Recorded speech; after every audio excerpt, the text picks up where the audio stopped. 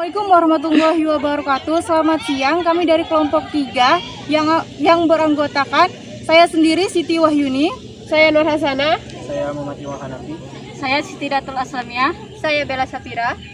Yang pertama, kami akan mewawancarai anggota Polsek Kecamatan Pantai mengenai kasus yang pernah terjadi di tahun 2021.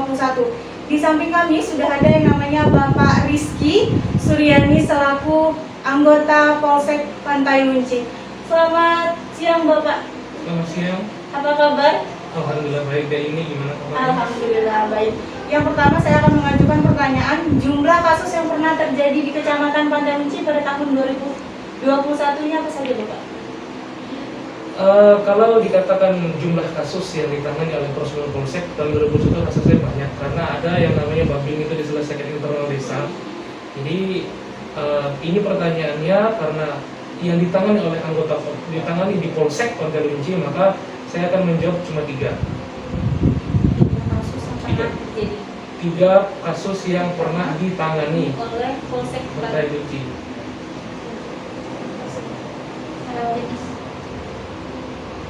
Jenis kasus apa aja yang pernah ditangani di Polsek Pantai Lunci ini? Oke, dari 3 hal tadi akan saya rincikan. Yang pertama adalah penganiayaan. Mungkin kalian yang tinggal di Sungai Jawang Barat tahu pernah terjadi pengeroyokan di Desa Sungai Jawang Barat oleh beberapa remaja kepada 1 orang remaja. Yang kedua adalah pembobolan rumah salah seorang pegawai puskesmas yang tinggal di Desa Sungai Jawang Barat. Yang ketiga adalah telah terjadi cekcok mulut dan perbuatan tidak menyenangkan yang terjadi di Desa Sungai Damar. Pertanyaan selanjutnya yaitu jenis sanksi apa saja yang akan diterima oleh pihak-pihak yang terlibat. Oke, karena kita berbicara lingkup Polsek Pantai Lunci yang menggunakan asas restorasi justis atau penyelesaian masalah di luar pengadilan, berarti dia tidak ditahan, tidak disel, tidak ditahan, tidak disidang dan tidak dipenjara. Berarti semua kewenangan dari pembinaan diserahkan kepada Polsek Pantai Lunci ini. Jadi jenis sanksi yang diberikan adalah berupa pembinaan terutama khususnya. Yang kedua adalah edukasi serta pengawasan. Jenis sanksi itu sendiri salah satunya seperti sanksi sosial, membersihkan kantor-kantor pemerintahan, rumah-rumah ibadah, habis itu sarana-sarana publik, dan yang kedua adalah pemberian pembinaan kerohanian. Ada salah seorang remaja mungkin seumuran kalian yang wajib lapor nih ke Polsek. Saya tanya, Anda Muslim? Iya, saya Muslim Pak. Ini sudah masuk waktu duha, silakan Anda kerjakan sholat duha dan merenungi kesalahan Anda. Anda minta maaf, Anda merenungi kesalahan Anda. Semoga setelah ini bukan karena kami, tapi karena hati Anda sendiri yang berubah.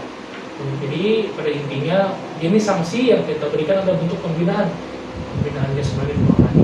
Di sini jelas.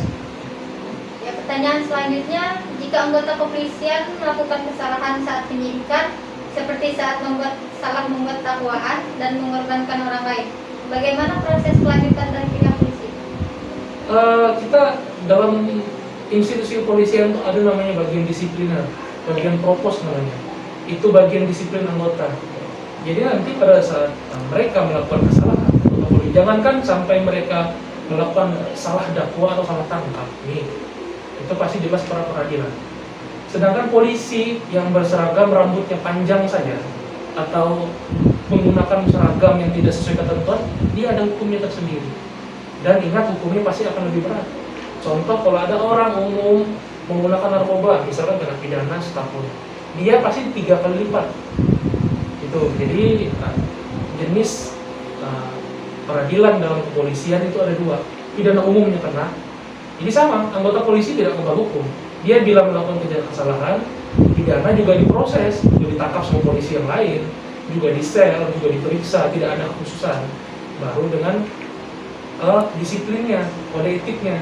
Jadi misalkan dia sudah, saya pernah menangkap senior saya karena menyabu. Saya tangkap, saya periksa, saya sel, saya antar ke sel, saya sendiri antar ke penjara Pengadilan. Itu dia melaksanakan hukuman di bidang dirinya sendiri selaku warga negara Indonesia. Setelah dia dibebaskan, saya lagi yang memeriksa selaku kedinasan. Baru di situ nanti putusan layak dan tidak layak. Kalau dia layak, dia dipertahankan dengan mungkin pindah pangkat, turun pangkat, atau sel lagi di dalam kesatuan. Atau kalau dia tidak layak, maka dia dipecat. Tuh. Terus terang saya sudah mencat 1 orang nih. Jadi selanjutnya saran atau cara antisipasi terhadap kasus tersebut apa saja? Kasus tersebut ini ranahnya apa? Apakah ranah yang 3 tadi atau tentang institusi Polri tadi? Yang 3 ya, oke. Sesuai Undang-Undang Nomor 2 Tahun 2002 adalah polisi memiliki kewenangan dari pangkat terendah sampai pangkat tertinggi sebagai aparat penegak hukum, pelindung, pengayom pelayan, serta pembela Kamtibmas. Jadi kalau berbicara itu semua, tugas polisi sebagai pencegah dan penegak hukum adalah dengan mungkin melaksanakan patroli.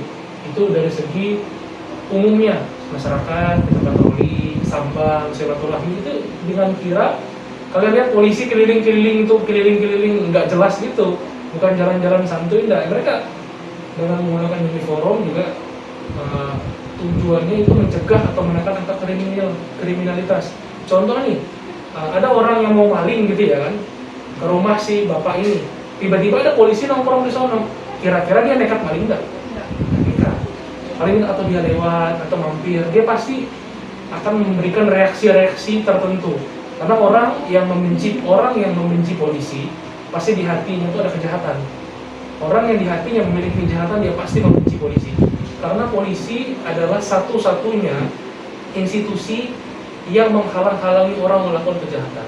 Polisi melarang orang mencuri, melarang orang membunuh, melarang orang berselingkuh, melarang orang merampok bank, narkoba. Polisi melarang para pemberontak dan teroris. Jadi kalau kita berpikir secara analogi, secara logika, berarti kalau orang yang tidak ada masalah ya makanya dia takut.